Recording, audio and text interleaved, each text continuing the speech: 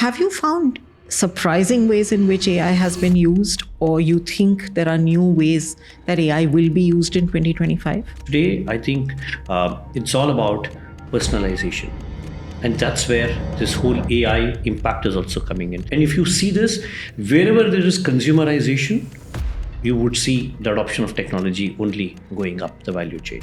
With all of this which is happening in the world of technology, especially in the social media space, lack of trust is becoming one of the key issues amongst consumers and between businesses and consumers. In the cycle of transaction, in the web of transaction, in the chain of transaction, you don't know where it is going and who all is saying. Correct. And whether your identity is completely protected or not protected. So that's the trust piece. And hence, trust becomes critical more so in technologies like this. Whether it's a customer or a B2B or a B2C, you should say, I'll customize it for you. In my view, the word customization is over. It's past. I don't think it exists now, at least for this generation. Today, it is personalization. Welcome to the Tata Tele Business Services Do Big podcast. Today, we're thrilled to have a powerhouse of expertise and insights with us, Srikanth Srinivasan, Vice President and Head of Membership and Outreach at NASSCOM. With over 25 years of proven excellence across IT, telecom, e-commerce, and industrial automation, Srikanth has mastered the art of driving businesses to new heights.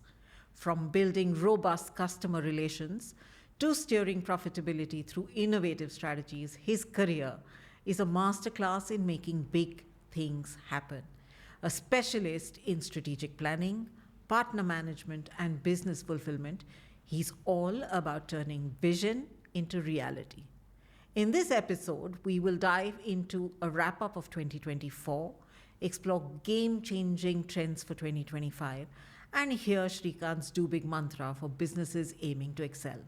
Without further ado, let's get started. Hi, Srikanth, and welcome to this episode of the Do Big podcast. It's Thank you. Pleasure having you here. Thank you very much. Srikanth, this is going to be the last episode of the year for us. And I thought it would be nice if we could do a quick rewind onto what has happened in 2024. And so my question to you is, if one was to describe 2024 from a tech perspective, would it be a roller coaster? Would it be a rocket launch? Or would it be a slow burn? Interesting. Options are interesting, first of all. But I think I would stick to roller coaster because, and all of us know how the year has been, right? I mean, the year started off with certain things that happened during 2023, the Gen AI impact and so on and so forth.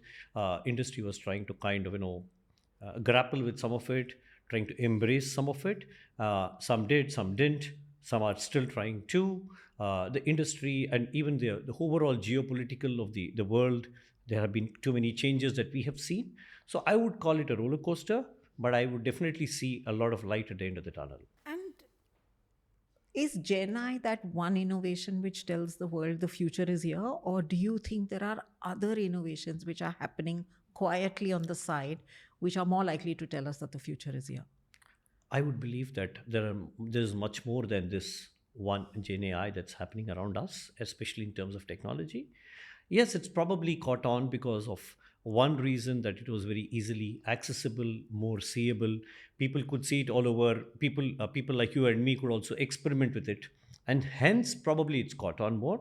But there are enough and more innovations and newer technologies that are impacting the industry and life around us. What kind of innovations in tech are we talking about when you think that they're more futuristic than Gen AI is? Correct.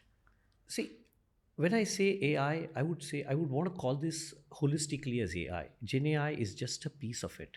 AI in terms of its own adoption, AI in terms of its own manifestation in various things in industry, I think there's a lot more to it than what we all speak about.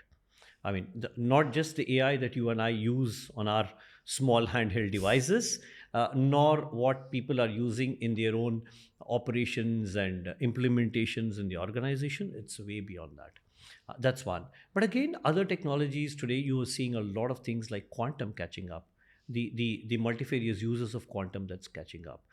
Even in terms of today, in a world where things are so well connected, I would say that from augmented reality. Today we are seeing mixed reality and things like that. So these are technologies which are really catching up, have phenomenally good use cases as we go along for the industry to flourish. And there has always been certain disruptions which come in every year from a tech point of view. Correct. What are the most unexpected disruptions we've seen in 2024? See, in terms of in 2024, I think a couple of disruptions that we have seen, I think, is a little bit of slowdown overall globally in terms of the market conditions and things like that. And we saw all of it, right? I mean, I think the results, the industry, globally, things did slow down. And that could be of various reasons, right? I mean, it could be the political or the kind of situation, or it could also be the industry being a little more guarded. Because when things around us are not going great, what really happens is people definitely want to protect what's there in front of them rather than running behind something which is non existent. And hence, things became guarded. And that's where you saw a little bit of that dip. And that's why, to go back to your first question, I said roller coaster. So it's also going up. So we are seeing that thing changing there. So that's interesting that people became guarded, but I also believe that a lot of people have started re-looking the way technology can be used in their business, and talk a little more about that. Where are those where are those uses that are happening of technology Correct. which are going to bring change? See, today, I think the adoption of technology early, it was kind of limited to certain areas. But today, if you see, it's kind of getting adopted across. All of us know, and the most quoted example is, of course, the financial services space, right? Whether it is payments, whether it is accessible banking, digital banking. Today, we are talking of frictionless payments, contactless payments, and things like that. That's one piece. But I think a couple of other areas where we're seeing this getting catching up a lot is definitely the healthcare space. Healthcare is it's the adoption of technology, the adoption of newer technology is picking up a lot.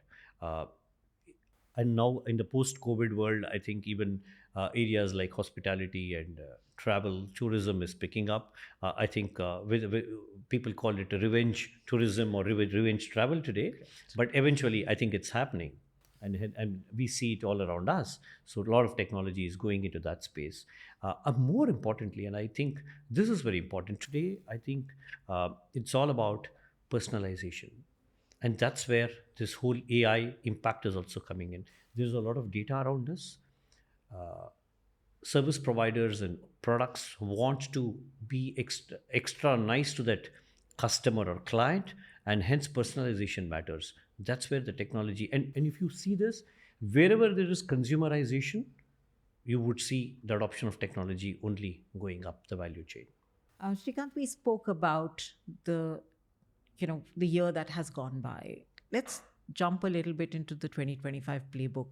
Just want to get a sense that we spoke about AI in the previous segment, and I True. just want to get a sense of, have you found surprising ways in which AI has been used, or you think there are new ways that AI will be used in 2025? The way I look at it, I don't think I'm surprised by the way it has been used, because I think and when I'm speaking from the point of NASCOM, and I'm also speaking from the point of tech organizations, right? Tech SMEs and tech services and tech product companies. I think most of them have taken it like a fish to water in terms of finding ways and means of adopting in it whichever way. And again, to go back, it's not that it's completely new, right? It has been there in some form or the other all the while, but only that it has probably got rechristened, or it's got a newfound importance or seat on the table, and that's how it's happening. But definitely nothing surprising about it. People have started using it in some form or the other, wherever they have to sharpen the skills, sharpen the saw, be more operationally better, and so on. And as 2025 comes around the corner, it's a couple of weeks away, a lot of SMEs are looking to stay ahead of the curve, right? Correct. It is a constant challenge for them. That's right. What are the major tech trends that you see coming up in 2025 which will impact SME businesses? I mean, undoubtedly, AI is going to be an important piece. especially with when I say SMEs or MSMEs, one is the tech SMEs, which are one using the technology for themselves, second adopting this technology in whatever they offer to the end user, and that could be the MSMEs that we already talk about, which are end user organizations. Today, I think technology is no more the privy of one set of companies. Everybody is using it. All of them are adapting to it, adopting to it, both adaptation and adapting and adoption. Given that, I think definitely AI is going to stand out there, but we also see them using a little bit of the other technologies. I mean, while we talked a little earlier about quantum catching up or mixed in reality and so on, definitely things like even blockchain will catch up as we go along.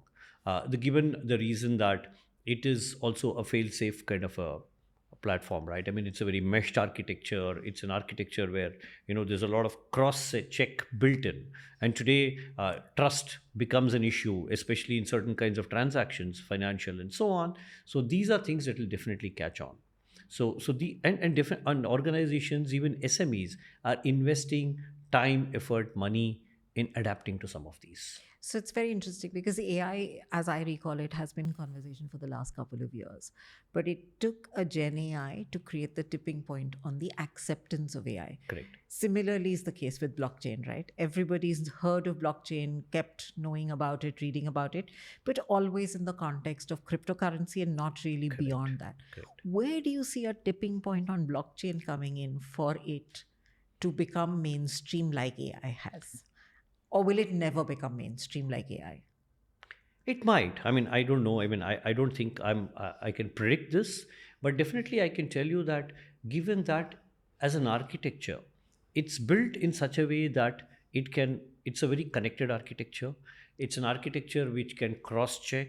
It's an architecture which can uh, check the past history and so on. Definitely it has a huge play going forward. Yes, you're right. It all started with crypto. Maybe that's one of the use cases or one of the early use cases of blockchain. But going forward, I mean, I have seen in at least in some hackathons and things like that, please people using blockchain for multiple things. I've seen people talking about it in the banking space, where multiple transactions happen. I've seen people talking about it in the voting piece, right? Somebody who's voted. It's been, I mean, it makes it also kind of in a way blockchain also kind of removes this whole locational piece, right? You don't have to be located in a particular place at a particular point of time to do something, but can still get cross checked. That I think can be multiple use cases as we go along. And you rightly said trust, right? Because with all of this which is happening in the world of technology, especially in the social media space, lack of trust is becoming one of the key issues amongst consumers and between businesses and consumers. And I just want to understand, other than blockchain, are there technologies which will help aid this whole building of trust? If you really step back and see, any technology needs to be used with trust, right? I mean, that's the primary piece. See, technologies like blockchain and AI, all the more important. And I'm using these because, see, quantum etc., maybe it's still early days and I'm not commenting about it, but these two I'm taking because one, we are already seeing it be used in certain cases.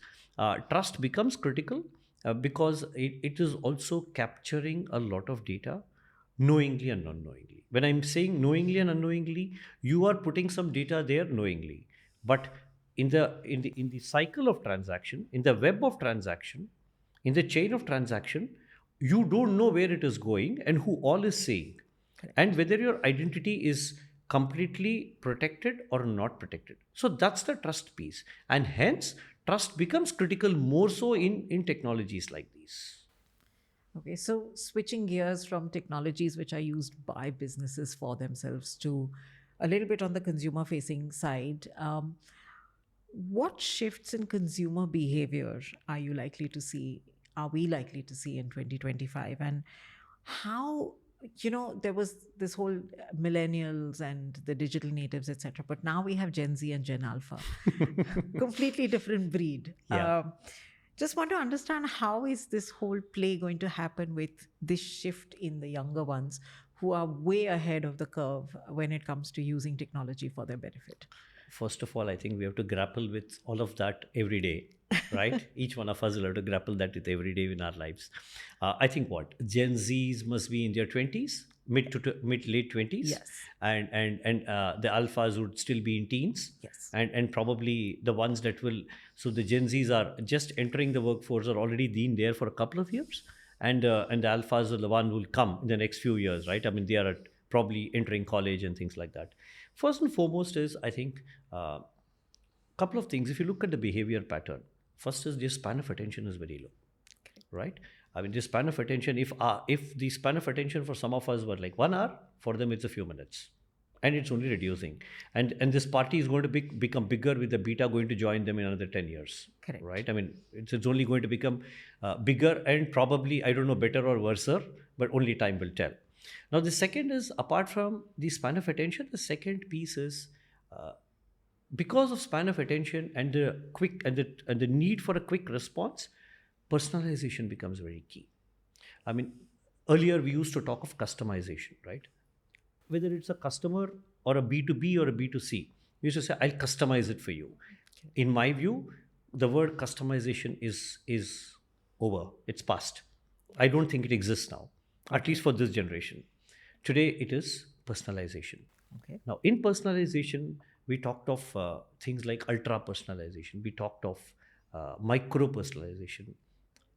I believe that we have entered the area of nano personalization, which means that it has to personalize to the extent that, to the to the point of time, to the point of place, to the point of everything, to them. Only then, I mean, for example, in a B2C example, which is very easy to give, for them, you need to kind of give them the suggestions what they would need at this point of time of the day, and the year, the month of the year, to that extent. So I think here data is the key, and data plays a huge role in trying to kind of, shape your offering to them. So, talking about data, there is so much data, right? And there's this whole conversation around data obesity. I just want to. I like that. So, I just want to get a sense of, when you have data obesity, how do you get down to nano personalization? Is the question. Correct. So I think that's where the how do you manage the data? See, today, as we all say, right, more the merrier with data. But again, yes, there's a lot of unstructured, unneeded data that comes in there. So how do you clean it up? That's where I think the use of technology and tools is about sharpening it. How do you sharpen that piece? How do you sharpen the saw there? In terms of using the data to personalize becomes key. And more so in an SME or an MSME context, it becomes that much easier today than earlier, because earlier, if you had to adopt to a new technology or one of these things, it was a very time taking capex kind of a situation.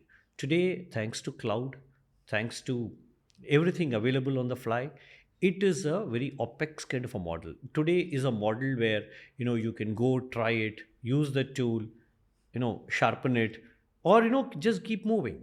But eventually you keep moving, right? I mean, you try to move forward. So today, in terms of usage of technology, not just data, I would call it like, there are three phases, right? The first phase is where you want to kind of try it out, you want to deploy it, try it out, right? Then you enter a phase where you want to establish it, where you want to pick, and then finally is when you sharpen it, is when you kind of, go and kind of institutionalize or industrialize it in your operation.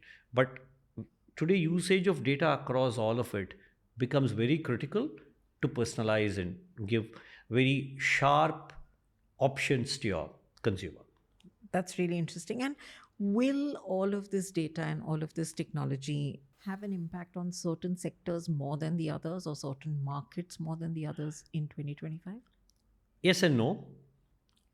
It'll be more visible in a consumer driven kind of a situation, because you will feel it, right? I mean, as the buyer, one will feel it, you will resonate with it every day. But even in a B2B scenario, I think it will still matter today, because when even in a B2B scenario, when one is going to a consumer, when a prospective customer, client, as you would call them, there's enough evidence of the past to show that more than 55-60% of the cases, the buyer has already decided what to buy, right? I mean, the buyer knows what to buy, they know whom to buy it from, what to buy. Everything is rather reasonably clear. They're only ratifying that decision when you're there in front of them. And this happens even in our own personal lives, right? I mean, you want to buy a car or a house, you've seen a few first few, and then you decide, and after that, all the time you spend looking at the rest is only to ratify your decision. Correct. You are not there to change your decision. You're only trying to, uh, telling yourself that, I'm taking the right decision, this is the right one, even if it is costlier. Correct. Because, and if you really go back to the market and see, if that is not true, then only the cheapest should have been getting sold. Correct. Only a few should have been getting sold. Everybody has a share in the market. So, in my view, I think this is the way it will go on. And there is a play for all of this, both in the B2B space and B2C space. Okay. And, I keep coming back to AI because that seems to be the buzzword today. Sorry. It's just one of those things. But where do you see AI having the biggest impact when it comes to the MSMEs and SMEs in terms of whether it's operations, whether it's consumer experiences, whether it's innovations? Where do you see the largest play of AI coming in 2025? Actually, all the three. And maybe Okay. we can deep dive into each of them. Sure. The first one is operationally, right? Operationally, because when they use it in operations, it will improve efficiencies. It will improve scalability. It will improve the speed to market, as I would call it. So definitely there. The second one you talked of was customer experience. Absolutely. Again, all of this, when you do, you're collecting a lot of data. You're collecting data of the past, you're sharpening the data, and hence you're giving very pointed suggestions to your customer or client. And hence, the probability of winning is higher. You're actually increasing your winning probability every time you use this data better. It's about, reading up the customer before you go there, right? I mean, Correct. reading up, not when you say the customer, not just the company, but the person whom you're meeting, and etc. etc. So that's one. The third one, I think, was Product the innovation or product innovation. innovations. Product innovation, undoubtedly, because see, today with the use of technologies, AI, and the ability to kind of try something new and also stop using it, both ways, right? Correct. Earlier, if you got into it, then you have to justify your money, you continue to use it, irrespective of the need. Here, you can stop and get to the next, keep moving, right? I think innovation, it becomes even more critical because one, you can use it to quickly try and fail, because quick try and fail is perfectly acceptable. And then you can also use it, and since you have a backward integration that you're wanting to use it on a customer, you can test it on the customer, and again take that feedback, go back to the innovation stage, and redo it again. So in my view, all three, the impact is equally there. It's only a question of how much more, how much less that the organization uses, but eventually all the three will have its own say. So SMEs continue to struggle with adoption of technology because of multiple reasons, right? There's investments, there is Correct. knowledge, all of it. Yes. This year, there has been some adoption of AI amongst the SMEs or MSMEs. Yes. Do you see this as becoming bigger, or do you think it'll still remain a buzzword for a couple of years before SMEs really get into utilizing everything that AI can offer them? There are two reasons why the adoption of AI becomes critical in SMEs, and the struggle too. One, of course, is the investment. Second is a skill. These are two important things. See, one, if you don't have the money, then you can't get the tools, and obviously you can't hire the right people. Assuming that you have the money, and if you don't get the people, it's also an equally big problem. So, in my view, in tech SME segment, I think adoption has definitely started. The number of people getting skilled, at least in AI, is definitely growing up in India. So that's definitely adding, and hence I see some movement there. In the user segment, which is the so-called end user companies, right? The MSMEs, as we call them. There is still, for the slightly evolved ones, the adoption is decent, is definitely happening. At least they are hearing. When you go and talk to them, they say, yes, we need to do. Yes, there could be an issue of a little bit of a financial impact, but there are people who are willing to put that extra little money on the table to try it out, because they do see it as a potential win in terms of some growth, acquisition of customer and so on. Yes, at the bottom of the pyramid there could be still an impact. There could still be a challenge, but that's not just with the money, but even their ability to access the skill and so forth. So that's an issue. But again, as NASCOM, and I can tell you this for sure, that we did talk to a few. We did some kind of a sensitization program for tech SMEs a few months back. And then out of that, we actually picked a few. We're working with about a dozen now, and actually trying to help them to scale up in terms of adoption, in terms of offering, etc., in the value chain of AI. So I think more of this needs to happen. Probably this has to happen 100x. And if that can happen, and more importantly, if some of these things can also be uh, incentivized by whomever needs to, I think that will also help the industry. Because today, for a non-tech, or I'm saying for an end user organization, every tech spend is being viewed as an expense. It's not being viewed as an investment. So that's a challenge. The moment they start viewing it as an investment, I think things will change. Shrikant, just this is a do big podcast, right? And therefore, what we want to understand from you is what's a do big mantra for the tech companies going forward? So, how do you see the Indian tech landscape evolving in the coming years, and any area that you would want tech leaders to solve for? Couple of things there. I think one thing that as tech we need to solve for is uh, the challenges of the future. When I'm saying challenges of the future, today we are solving, we are working on segments like financial services, we talked of healthcare and so on. But I think uh, environmentally, being environmentally and socially responsible becomes extremely critical. All of us are talking this, the world is talking about it. How do you kind of leave the planet a better place than what we came into, right? How do you make it greener, better, and so on? I think there's a lot of technology play in this. How can we use leverage technology to kind of make it better is one piece that I think organizations are working towards it. There's a more and more usage of technology in this, whether it is going green, whether it is the use of hydrogen, whether it is about the use of electric, or rather the reduction of fossil fuel, geothermal energies, all of this, right? I think this is something that organizations have to work on, to ensure, one, they can contribute to the use of technology, and secondly, also being more responsible from their side as a corporate. And from a skilling, scaling perspective, because that's another challenge that we as a country will definitely have, because we're Yes. positioning ourselves as one of those countries which solves for tech. How do you see that play? So there's a lot of skilling already happening in the country. Both, I mean, I'm talking this from the point of NASCOM and even otherwise as an organization, as a country. But I think there's much more to do here, because there's always this discussion of, are all the people employable? Are the industry ready? And so on. I think the industry academia connect, the industry academia collaboration, or the ecosystem collaboration has to even get better. It's definitely moved a few notches from what it was maybe 20 years ago, but this is not enough. It has to move much, much, much more ahead.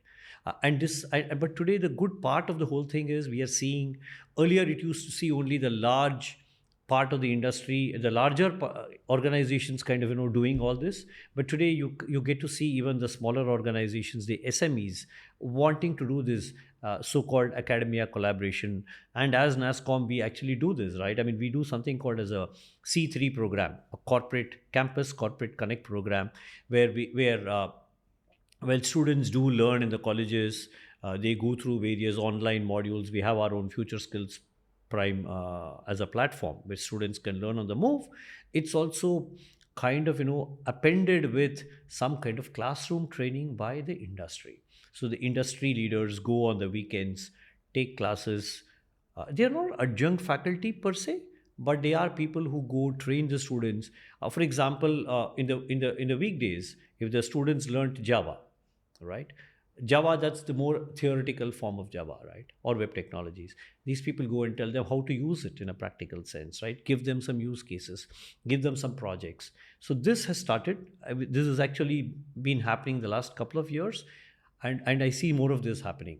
And this has to happen again. This probably has to happen 100x of what's happening today, or even more. That's when I think we'll be able to really get that bigger scale of people in terms of scale. And my last question for today's episode is, if you could give one piece of actionable advice to businesses looking to stay ahead in 2025, what would it be? How will they thrive? I would not want to call it as a one single piece of advice. I would give three words which people can probably relate to in whatever they're doing. The first one would be being responsible, because in whatever you do, you're relating to what's needed around you. So that's important. That's one.